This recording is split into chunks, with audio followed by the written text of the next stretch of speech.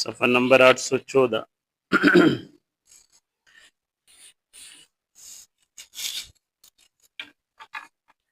دي سورة فتح ابتداء.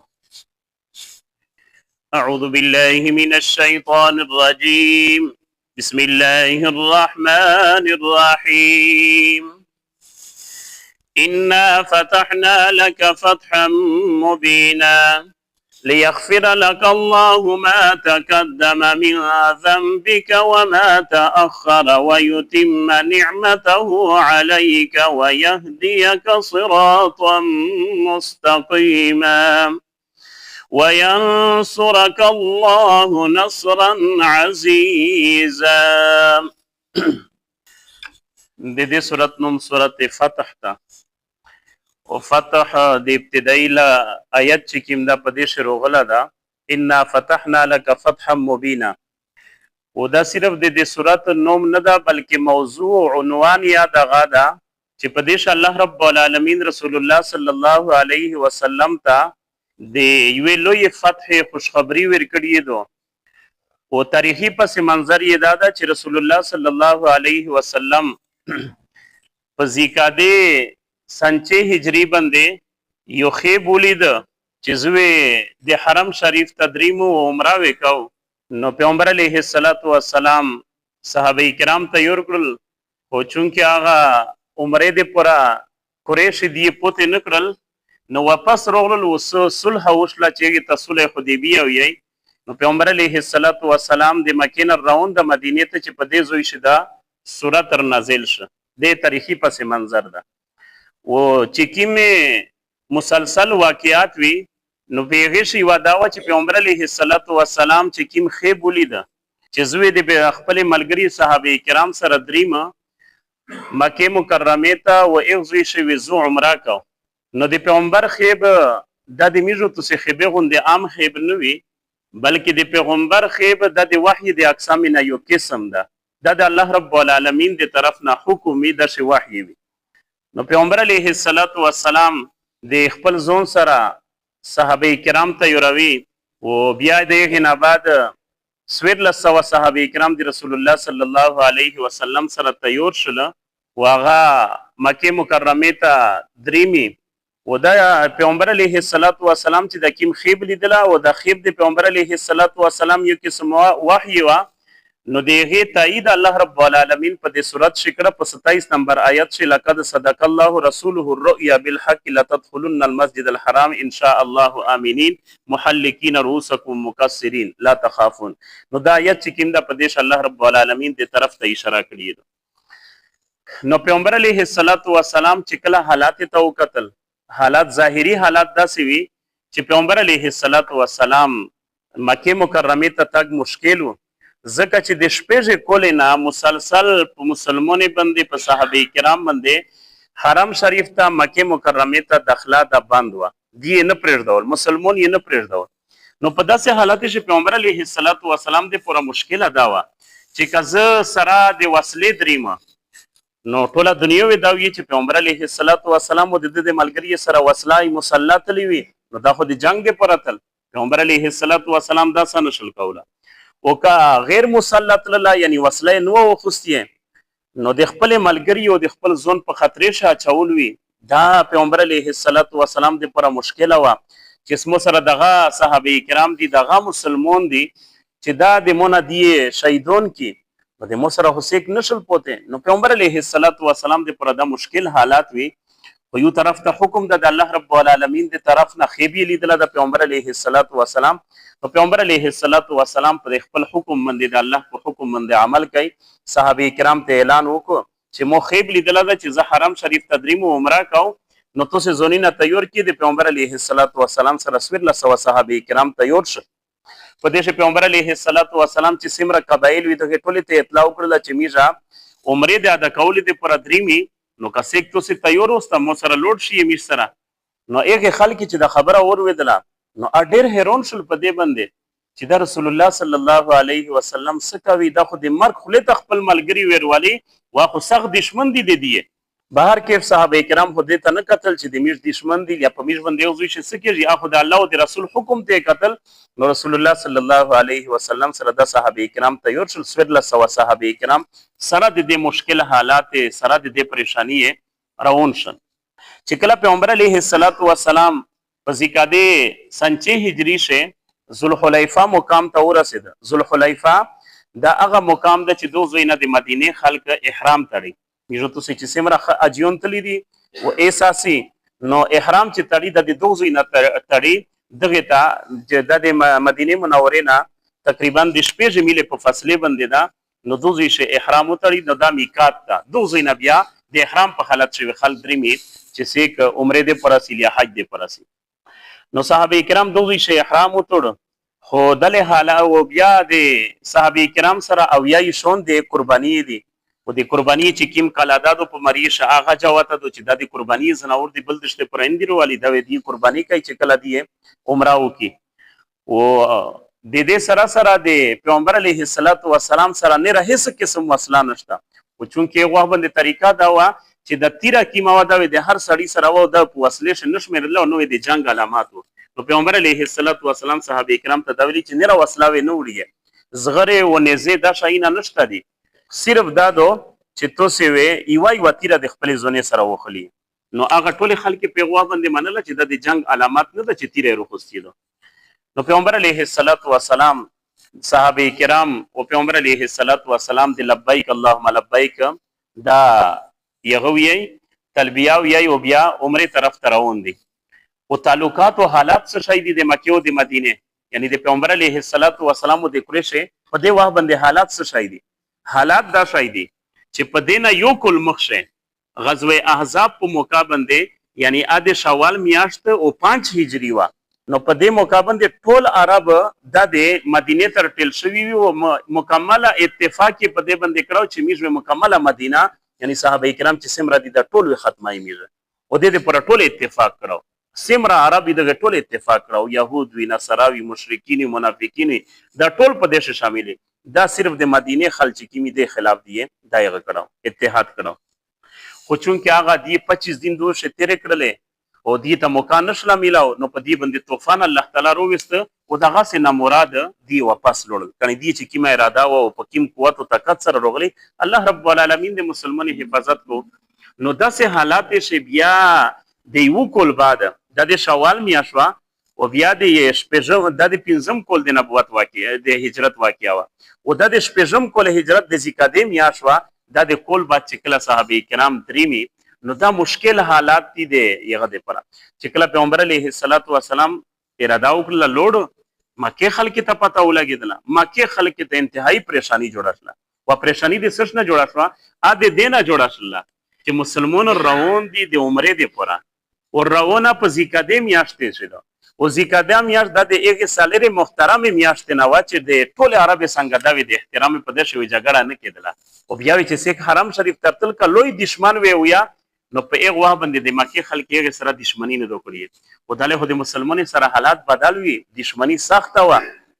نو دې پر انتهایی پریشانی دا شو چې دا وسرنګ اسمیش تر دریمي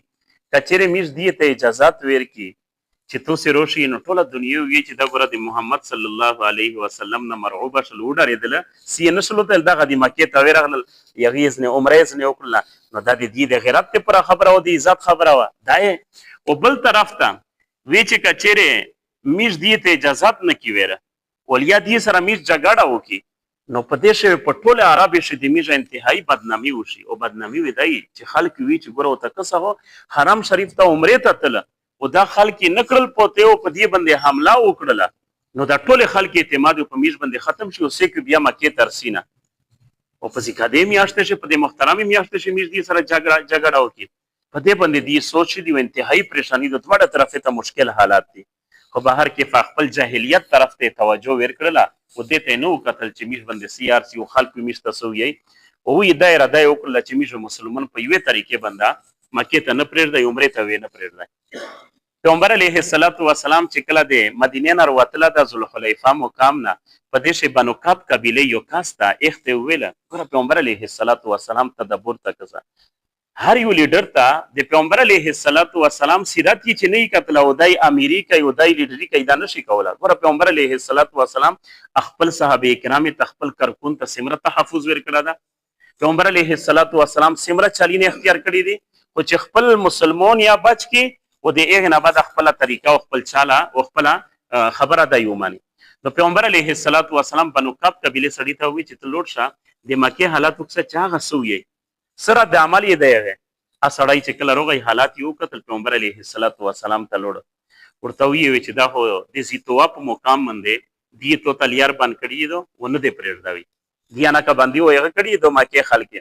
او بل دا چې د 200 کسونی لشکر یې تیر کړه د خالد بن ولید د لیا مسلمان نه د په دیوا باندې دته 200 کسونی لشکر ور کړه دا او اگر وتلی دي په توسه باندې حمله کوي. پیغمبر علیه السلام سوچ او حکمت عملی تا کسا. پیغمبر علیه السلام د لیار بدل کړل چې پکی مليار باندې دی نوستي او پکی مليار باندې خالد ابن ولید وروتل دا. پیغمبر علیه السلام سایډ والیار اختیار کړل د بنو عثمان قبیله په ایک طریقې باندې روغای او پیغمبر علیه السلام حدیبیه مقام تر رسید چې حدیبیه مقام د مکه سره نږدې ده. نو دوزی چې د حرم حدود د دوزی نه به دینه بعد شریکی د حرم حدود چې پیغمبر علیه السلام دوزی تر رسید نو په دوزی شه دی اس کسونر لاجل کاسیدونه کاسیدی رولر د بنو خزاعه قبیله سردار د بودیل بن ورکا عام کسونو نه لاجل مقصد یې داو چې سرنګي چې پیغمبر علیه السلام په دې باندې کېل کی چې واپس لوټ شي میش جنگ نو کی او د میشه بدنامي ونه شي. نو بودیل بن ورکا او ته وی چې پیغمبر علیه السلام سره ملاقات وکړي چې سرنګي روغلی وستا وی چې میش حالات ته اوسه میش سرنګي ځکه چې د احرام په حالات شي میش سره د قرباني زناور وکړه او د تیرا مې وروړي د هم د جنگ د یغنده د جنگ علامات خو نه ده میش د جنگ د پرانی روغلی په داسې حالات شي میش روغلی ته څه میشته میش بل مقصد نه صرف د الله د کیر زیارت کوي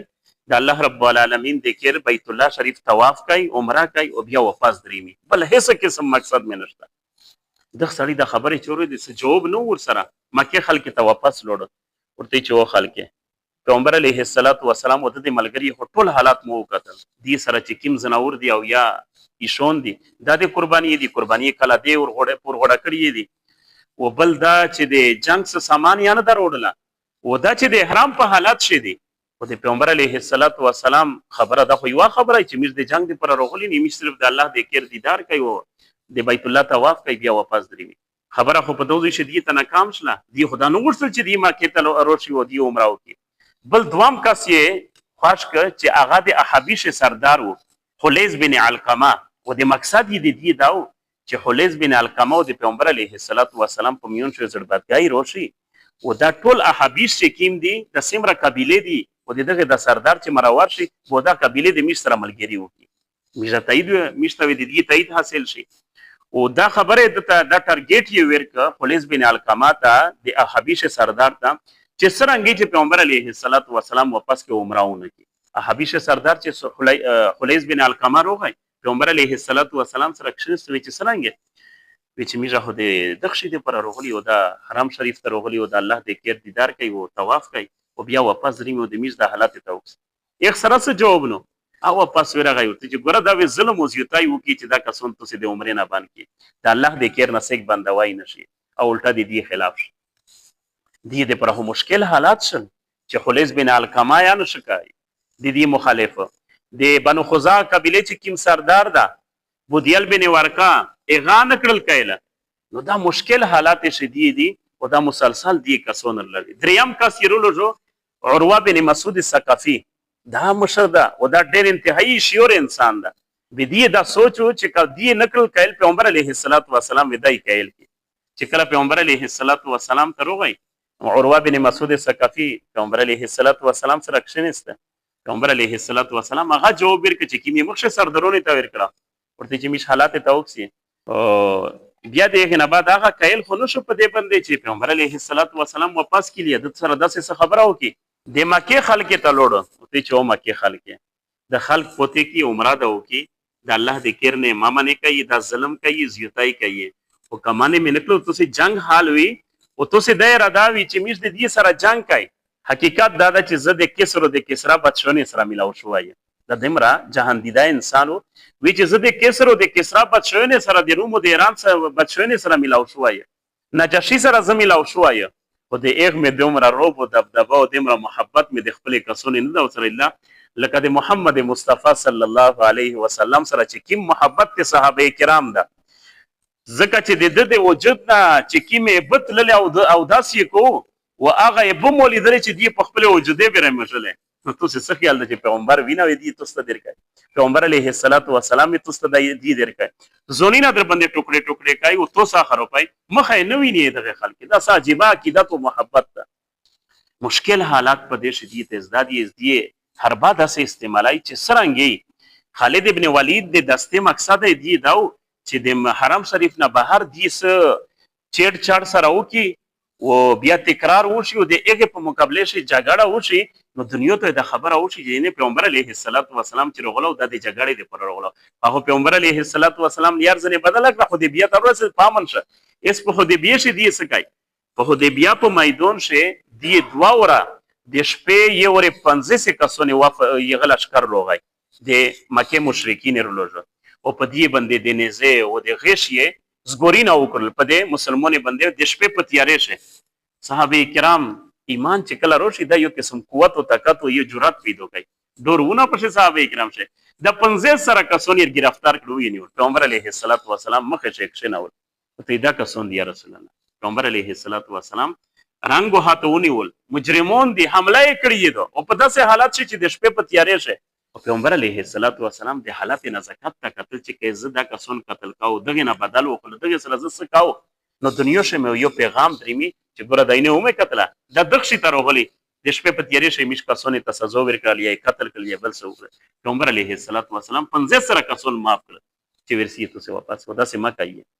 اسابو په منځ شه پیغمبر علیه الصلاة والسلام بیا ویلوړ د په دغه خو بیا په مقام باندې نو بیا د نه بعد اتیا کسون رول پیغمبر علیه الصلاة والسلام باندې حمله کوله پیغمبر علیه الصلاة والسلام سخت وتا نو هغه اتیا کسون یا گرفتار کړ نو دا مختلفه طریقې باندې چونکه د دې صورت خلاصه چې کی مدالش کی وجدادو د نه بعد څه تفصیل شته نو ان شاء الله سبب بیا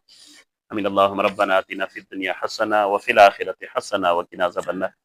اللهم رب اغفر وارحم وانت خير الراحمين ربنا هب لنا من ازواجنا وذرياتنا قرة اعين واجعلنا للمتقين اماما وصلى الله